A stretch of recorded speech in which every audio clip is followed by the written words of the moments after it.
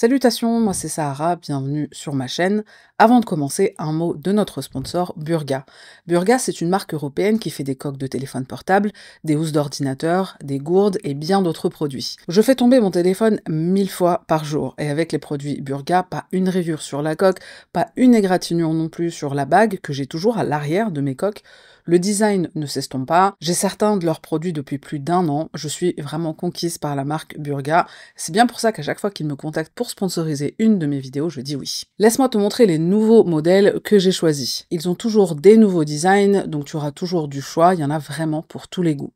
Comme je le disais, il y a aussi d'autres produits, comme des gourdes par exemple. Alors moi j'en avais déjà une super canon que j'utilise depuis maintenant quelques mois, et ça c'est la gourde que Justin a choisie pour lui. Il s'est aussi pris un étui pour AirPod. C'est des modèles que je trouve plutôt neutres, masculins, donc il y en a vraiment pour tous les goûts. Burga, c'est pas seulement des coques de téléphone, c'est aussi des protections d'ordinateur, des coques pour AirPod, des carnets de notes, des chargeurs externes et bien d'autres produits. Je te laisse découvrir leur gamme et bénéficier de l'offre du moment. Si tu achètes 4 coques, tu n'en payes que 2. Avec le code promo PANDAX15, tu obtiendras 15% de réduction en plus, et c'est valable sur tout le site. Clique sur le lien en barre de description ou en commentaire épinglé pour bénéficier de cette offre qui ne va pas durer pour toujours.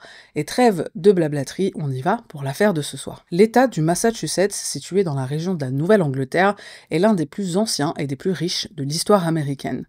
Connu pour ses paysages côtiers pittoresques, ses universités prestigieuses et son rôle clé dans la Révolution américaine, il incarne un mélange fascinant de modernité et d'héritage colonial. Parmi ses institutions les plus célèbres figure l'université Harvard, fondée en 1636, qui est la plus ancienne des États-Unis. Située à Cambridge, elle a formé certains des esprits les plus brillants du monde, parmi lesquels 8 présidents américains comme JFK, Obama, Roosevelt, plus de 160 lauréats du prix Nobel et une multitude de leaders influents dans des domaines variés. On pense par exemple à Mark Zuckerberg ou encore à Bill Gates. Harvard est également réputé pour sa bibliothèque impressionnante qui est la plus grande bibliothèque universitaire du monde avec plus de 20 millions de volumes. De son côté, le Massachusetts Institute of Technology, le MIT, également situé à Cambridge, est une référence mondiale dans les domaines de la science, de la technologie et de l'innovation. Fondé en 1861, le MIT est souvent considéré comme l'épicentre de l'ingénierie et de la recherche appliquée. Ses laboratoires et ses projets ont donné naissance à des inventions révolutionnaires comme les systèmes de navigation GPS modernes, les technologies d'intelligence artificielle et les énergies renouvelables avancées. Les étudiants et les chercheurs du MIT continuent d'influencer le monde avec des innovations qui façonnent l'avenir. Dover, une petite ville située à environ 30 km au sud-ouest de Boston, contraste avec l'effervescence universitaire de Cambridge par son ambiance paisible et rurale. Avec une population d'environ 6400 habitants, Dover est réputé pour ses vastes propriétés, ses espaces verts et son atmosphère tranquille qui attire des familles en quête de sérénité. La ville se distingue par son engagement envers la préservation de la nature et elle offre une qualité de vie exceptionnelle à ses résidents. Elle abrite également des institutions éducatives de qualité et elle est entourée de paysages bucoliques idéaux pour se ressourcer loin du tumulte des grandes villes. En termes d'activité, Dover propose une variété d'options pour les amateurs de plein air. La Naonet Woodlands est un lieu de prédilection pour la randonnée avec plus de 17 km de sentiers serpentant à travers les forêts et offrant des vues panoramiques sur la région environnante. Le Channing Pond est parfait pour des activités calmes comme la pêche en été ou le patinage sur glace en hiver. La ville est également proche de l'Elm Bank Reservation où l'on peut se promener dans des jardins botaniques bien entretenus et profiter de pique-niques en famille. Pour les passionnés d'histoire, le Dover Historical Society permet d'en apprendre davantage sur l'histoire locale à travers ses musées et ses expositions. En ce qui concerne la gastronomie, parenthèse obligatoire, bien que Dover n'ait pas de spécialité culinaire propre, elle partage les trésors de la Nouvelle-Angleterre, une région mondialement connue pour ses produits de la mer. Les plats emblématiques incluent la clam chowder, décidément elle n'arrête pas de revenir celle-là. On a aussi les fameux homards du Maine, les huîtres fraîches qu'on peut déguster dans des restaurants locaux ou pendant des festivals côtiers. En matière de dessert, le Massachusetts se distingue par des créations emblématiques comme la Boston Cream Pie, un gâteau moelleux garni de crème pâtissière et recouvert de glaçage au chocolat, ainsi que les fameux cookie Toll House inventés dans cet état dans les années 1930. Sur le plan de la sécurité, Dover est l'une des villes les plus sûres de l'État. Selon les statistiques du FBI, seulement 11 crimes y sont signalés sur l'année 2023 sans aucun homicide. Et à titre de comparaison, Boston, qui est beaucoup plus peuplé, enregistre environ 50 homicides par an. Ce contraste met en lumière la tranquillité de Dover et rend d'autant plus surprenant un événement tragique, comme celui impliquant la famille Kamal. Quand de tels drames se produisent, ils bouleversent profondément l'équilibre de ces petites communautés paisibles, rappelant que personne n'est totalement à l'abri. Rakesh Kamal, connu sous le nom de Rick, naît en 1966. Bien que les détails précis de sa date de naissance et de son lieu de naissance ne soient pas rendus publics, ou en tout cas pas encore, on sait qu'il est d'origine indienne. Son parcours académique est impressionnant. Il obtient un diplôme du Boston College en 1987. Il étudie également au MIT Sloan School of Management, puis à l'université de Stanford. Rick grandit au sein d'une famille qui valorise l'éducation et l'ambition, ce qui façonne sa personnalité déterminée et visionnaire. Très jeune, il développe une passion pour la technologie et l'innovation, ce qui l'amène à s'intéresser au système éducatif. Après ses études, Rick travaille comme développeur de logiciels et il devient rapidement un entrepreneur dans le domaine de l'éducation. Il occupe un poste prestigieux à la Harvard Business School où il travaille en tant que directeur général et directeur technologique.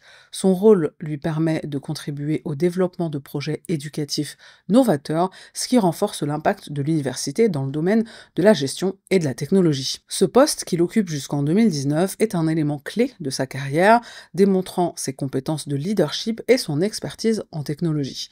Et pourtant, un point intrigant est que, selon certaines sources, sa femme Tina pensait encore en 2023 qu'il travaillait toujours à Harvard. Et on revient sur ce point un peu plus tard. En 2016, Rick et sa femme Tina cofondent Edunova, une entreprise spécialisée dans les technologies éducatives et les solutions pour les étudiants. Leur idée repose sur l'utilisation des nouvelles technologies pour offrir des outils pédagogiques accessibles et efficaces destinés à améliorer l'expérience d'apprentissage des étudiants de tous les âges. Edunova propose des plateformes en ligne interactives, des programmes personnalisés pour les étudiants ayant des besoins spécifiques, ainsi que des logiciels destinés aux établissements scolaires pour optimiser la gestion des ressources éducatives. Rick et Tina combinent leur expertise respective pour développer des solutions novatrices. Rick apporte ses compétences techniques et son expérience en gestion acquise au MIT, tandis que Tina, avec son sens aigu de l'organisation et son réseau dans le milieu éducatif, se concentre sur le développement des partenariats avec les écoles et les universités. Ensemble, ils bâtissent une entreprise qui se veut pionnière dans l'utilisation de l'intelligence artificielle et les données analytiques pour adapter les méthodes d'enseignement aux besoins individuels de chaque étudiant. Sous leur direction, Edunova gagne rapidement en popularité, ils collaborent avec des établissements prestigieux et ils attirent l'attention des médias pour leur approche avant-gardiste. L'entreprise organise des séminaires éducatifs, elle propose des cours en ligne, elle développe des outils comme des applications de gestion du temps pour les étudiants ou encore des plateformes interactives pour les enseignants cherchant à intégrer la technologie dans leur salle de classe. Leur mission est de démocratiser l'accès à une éducation de qualité, peu importe l'origine sociale ou géographique des élèves. Et bien que le modèle d'affaires soit prometteur, Edunova rencontre des défis financiers en raison de la forte concurrence et du coût très élevé du développement technologique.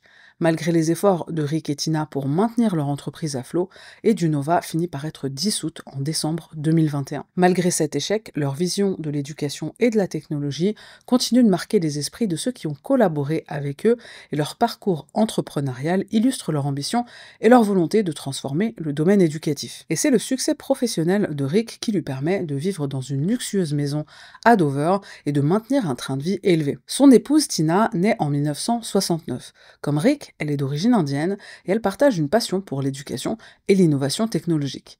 Tina est décrite comme une femme accomplie, dynamique, à la fois dans son travail et dans son engagement communautaire. Après ses études, elle épouse Rick par le biais d'un mariage arrangé. Après leur union, ils travaillent tous les deux chez Fidelity Investments à Boston, puis Tina travaille aux côtés de Rick en tant que directrice des opérations chez Edunova. Tina est également très active dans sa communauté. Elle préside l'association des parents de la Milton Academy, où sa fille est scolarisée, et elle siège au conseil régional de la Croix-Rouge américaine du Massachusetts. Tina incarne une figure de stabilité, de soutien, à la fois pour sa famille et pour les projets qu'elle entreprend. Sa personnalité chaleureuse et son sens de l'organisation font d'elle un pilier dans sa communauté. Ariana Kamal, fille unique de Rick et Tina, naît en 2005. Dès son plus jeune âge, elle montre une curiosité intellectuelle et une passion pour l'apprentissage, des qualités qui reflètent probablement l'influence de ses parents. Elle est diplômée de la prestigieuse Milton Academy en 2023, une institution privée réputée où les frais de scolarité s'élèvent à 75 000 $ par an. Ariana poursuit ses études au Middlebury College dans le Vermont, où elle se spécialise en neurosciences. Ses aspirations professionnelles se tournent vers la recherche médicale et les sciences cognitives, un domaine qu'elle souhaite explorer pour améliorer la compréhension des maladies mentales. Ariana est décrite comme une étudiante brillante, aimée de ses professeurs et de ses camarades. Sa détermination et son esprit d'équipe la distinguent. Elle participe à plusieurs activités parascolaires, notamment dans des clubs scientifiques. Elle s'implique dans des projets bénévoles, un peu comme sa mère, reflétant les valeurs inculquées par ses parents. Ses amis et ses proches la voient comme une jeune femme avec un avenir prometteur. La résidence de la famille Kamal, située au 5 Wilson's Way à Dover, dans le Massachusetts, est une imposante demeure construite en l'an 2000. Cette propriété de 27 pièces, dont 11 chambres et 12 salles de bain et demi, s'étend sur une superficie d'environ 1765 mètres carrés. Elle est nichée au cœur d'un terrain de 2 hectares. Située au bout d'une impasse privée, cette maison offre une intimité appréciable. Les Kamal font l'acquisition de cette somptueuse demeure en 2019 pour la somme de 4 millions de dollars grâce à un prêt hypothécaire d'une durée de 2 ans auprès de la société Wilsondale et Associés. Et c'est d'ailleurs cette société qui est à l'origine de la construction de cette maison. La maison est conçue pour le divertissement et le confort, avec des équipements luxueux tels que salle de cinéma de 14 places, une piscine intérieure de 12 mètres sur 6, une salle de sport entièrement équipée, un sauna, un hammam et une cave à vin pouvant contenir jusqu'à 5000 bouteilles. Les espaces de vie comprennent un salon familial avec une cheminée en pierre qui s'élève du sol au plafond, ainsi que plusieurs vérandas ensoleillées qui offrent des vues paisibles sur la propriété soigneusement aménagée qui comprend sentiers boisés, pistes équestres et même un étang. En 2022, en raison de difficultés financières, la maison est revendue à Wilsondale Associés pour 3 millions de dollars, bien en dessous de sa valeur estimée à plus de 6 millions de dollars à l'époque. Malgré la vente, la famille Kamal continue de résider dans la maison jusqu'au jour du drame, en décembre 2023. Le 28 décembre 2023, la paisible ville de Dover est secouée par une tragédie inimaginable. Le frère de Rick, Manoj Kamal, est inquiet, il n'a aucune nouvelle de la famille depuis 1 ou 2 jours. Il se rend à leur domicile dans la soirée. Mais à son arrivée, il remarque quelque chose de complètement inhabituel. Il trouve une note dactylographiée dans la cuisine. Juste à côté se trouvent des clés, et voici ce que dit cette note. Veuillez noter, avant d'entrer, appeler la police pour qu'elle vérifie d'abord 3 chambres au 2e étage. Chaque pièce sera marquée par une feuille de papier blanche. Manoj décide de suivre les instructions, il contacte immédiatement les autorités.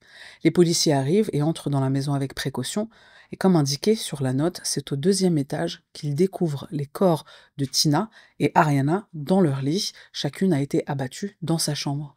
De son côté, Rick est retrouvé dans une baignoire, une arme à feu se trouve à ses côtés, ce qui laisse penser qu'il s'est dévivanté. Une enquête est ouverte et elle va révéler que la famille Kamal, qui semblait prospère et soudée, cachait en réalité un très sombre secret. Au cours des dernières années, Rick accumule des dettes considérables, et notamment un prêt hypothécaire de 3,8 millions de dollars pour la résidence, prêt qu'il aurait dû rembourser 2 ans après son obtention en 2019. Malgré ces difficultés, il continue de projeter une image de richesse et il envisage même l'achat d'une propriété de 16,5 millions de dollars dans le Tennessee. Quelques mois avant le drame, Rick fait un dossier de surendettement. Tina n'est absolument pas au courant des difficultés financières de la famille. Jusqu'à sa mort, elle pense aussi que son mari travaille toujours à Harvard. Quelques mois avant son meurtre, Tina va même visiter la maison que le couple voulait acquérir dans le Tennessee et elle achète même des nouveaux meubles. C'est dire à quel point elle ne se doute absolument pas que leurs finances vont très très mal. Le frère de Tina, Sandeep Bedi, déclare à la presse « Tina n'avait aucune idée qu'il y avait des problèmes financiers, elle pensait qu'il roulait sur l'or. » Et Tina n'était pas la seule. Quand les chèques de paiement du prêt hypothécaire ne sont pas envoyés à temps, par manque de fonds bien sûr, Rick trouve toujours de nouvelles excuses. Un jour, il raconte qu'il est en Inde suite au décès du père de sa femme, donc il n'a juste pas eu le temps d'envoyer les chèques. Et pourtant, le père de Tina est bien vivant, il n'est pas mort d'une crise cardiaque, contrairement à ce que Rick prétend. Pour continuer de cacher leurs problèmes d'argent à sa famille, Rick va même emprunter de l'argent à sa mère et à son frère. Il leur emprunte des centaines de milliers de dollars en leur demandant de ne surtout rien dire à sa femme Tina. Les difficultés financières des Kamal culminent avec la perte de leur maison à Dover. En décembre 2022, ils vendent leur résidence à Wilsondale et Associés pour 3 millions de dollars, donc bien en dessous de sa valeur qui est estimée à 6,8 millions de dollars, presque 7 millions. Et malgré la vente, la famille continue d'occuper les lieux.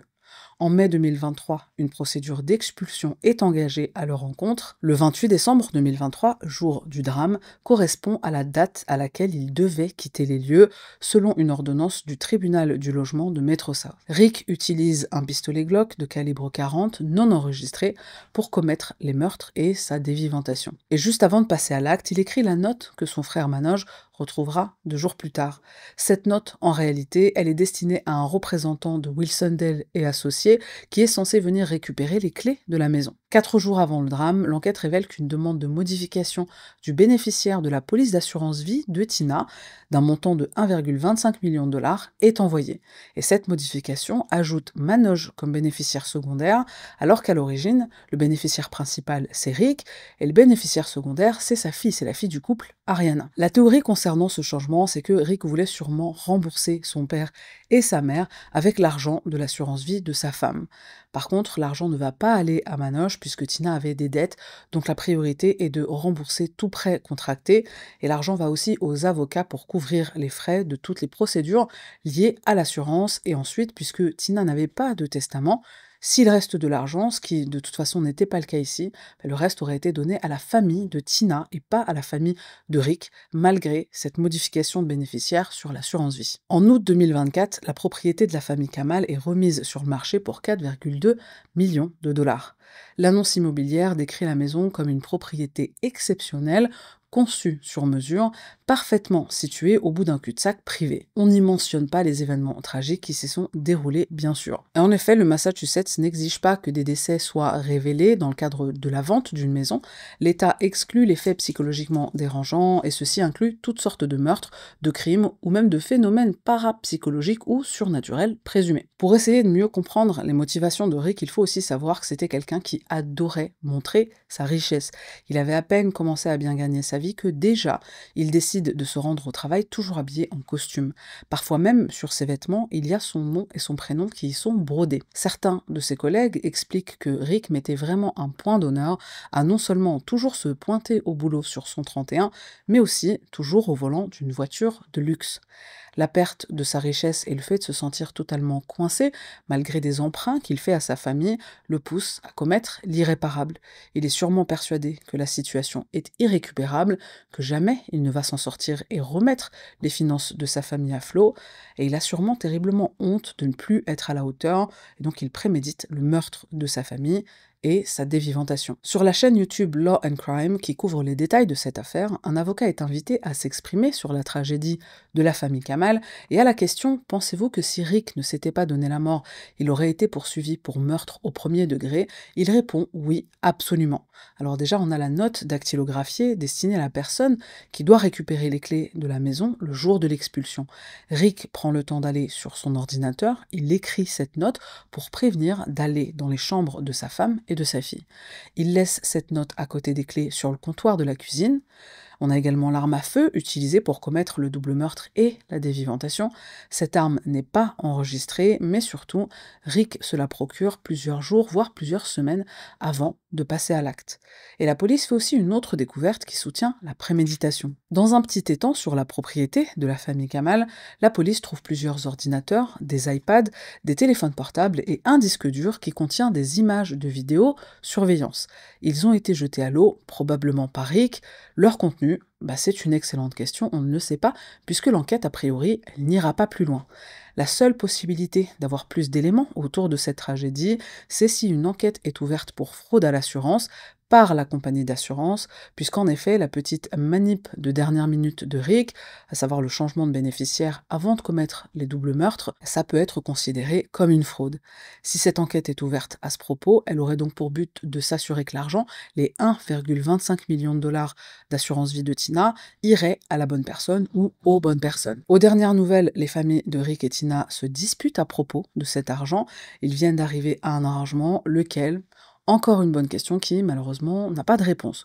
ou en tout cas pas encore. Si j'ai des nouvelles, une update, je te mets ça en commentaire épinglé. Cette affaire n'est pas sans rappeler celle de John List, un comptable respecté et fervent luthérien. Le 9 novembre 1971, John assassine toute sa famille dans leur maison à Westfield, dans le New Jersey, en état voisin du Massachusetts. Il tue d'abord sa mère, ensuite sa femme et leurs 3 enfants par balle. Il met de la musique religieuse, il débranche les téléphones de la maison et il disparaît. Les corps sont retrouvés des semaines plus tard dans le manoir familial après des signalements d'absence prolongée. Le mobile, tout comme Rick, des difficultés financières et une peur obsessionnelle de voir sa famille sombrer dans la pauvreté et s'éloigner de la religion. Voilà, c'est tout ce que j'avais à dire pour l'histoire de la famille Kamal. Je pense que cette vidéo, elle va être un petit peu plus courte que d'habitude. Il n'y avait pas énormément d'éléments, il n'y a pas d'enquête malheureusement. Et avant de se quitter, encore un grand merci au sponsor de cette vidéo, Burga. Je le rappelle, pour 4 coques achetées, tu n'en payes que 2 et tu peux bénéficier d'une réduction supplémentaire de 15% sur tout le site avec le code promo PandaX15. Fonce voir les coques pour téléphone et autres produits Burga en cliquant sur le lien en barre de description ou en commentaire épinglé. Merci d'avoir regardé cette vidéo jusqu'à la fin, c'est tout pour moi. On se retrouve la semaine prochaine pour une nouvelle affaire. Bye.